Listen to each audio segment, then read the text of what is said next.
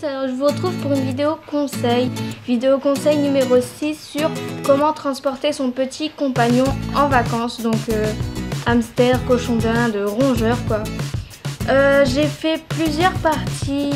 Première partie, cage ou cage de transport, donc une cage normale quoi, une cage comme ça, ou cage de transport. Pourquoi est-elle plus facile à équiper? Que doit-on mettre d'autre? Et comment faire pour stresser le moins possible votre petit compagnon pendant le trajet? Donc je vais commencer. Je déconseille la cage car elle est trop stressante pour votre cochon d'Inde, votre rongeur pardon.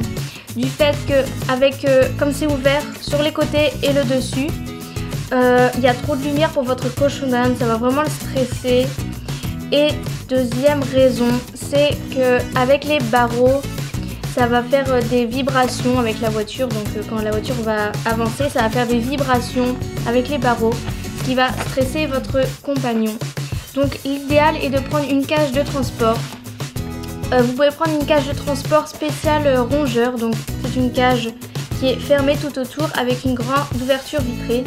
Mais je vous recommande de prendre une cage de transport pour chat. Pourquoi? Parce qu'une cage de transport pour rongeur, comme je vous l'ai dit, est toute fermée sur le côté, mais il y a une grande ouverture.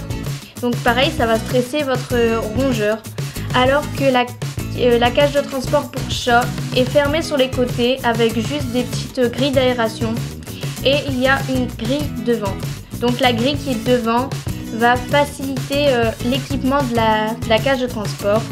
Donc pourquoi est-elle plus facile à équiper? Car grâce à sa grille devant, vous pouvez y mettre un biberon et une gamelle qui se fixe au barreau, donc avec un socle qui se fixe au barreau. Que doit-on mettre d'autre? Donc vous pouvez y mettre un polaire, donc dans le fond de votre cage de transport, pour que votre petit compagnon soit vraiment confortable, on va dire, qu'il ait un certain confort, et pour éviter qu'il se fasse pipi ou caca dessus, donc pour pas qu'il se salisse. Donc vous mettez de l'eau dans le biberon, normal quoi. Et dans la gamelle, vous pouvez y mettre une poignée de graines. Pas plus d'une poignée parce que sinon ça va servir à rien. C'est déjà une poignée de graines au cas où votre cochon aurait vraiment faim si le trajet est long. Mais souvent votre petit compagnon est quand même stressé un minimum on va dire pendant le transport. Ce qui fait qu'il va pas aller manger ces graines. Et pareil, au cas où le trajet serait long, mais ça c'est vraiment un plus, vous n'êtes pas du tout obligé de le mettre. C'est une poignée de foin. Et c'est vraiment un plus. Donc je vais vous mettre des photos en fin de vidéo pour récapituler tout ça.